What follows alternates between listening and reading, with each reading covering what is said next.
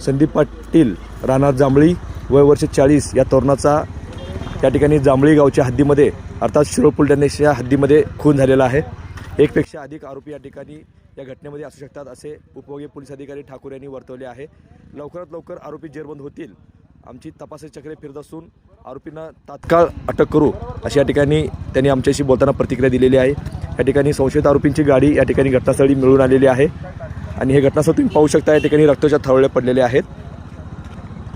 संदीप भाऊसाव पाटील या खून झालेल्या व्यक्तीची ही मोपेड गाडी या ठिकाणी घटनास्थळी आहे। तुम्ही पाहू शकता या सीटवरती रक्ताचे डाग देखील पडलेले आहेत। ही मोपेड गाडी संदीप पाटील याची असल्याची या ठिकाणी सांगण्यात आलेली आहे।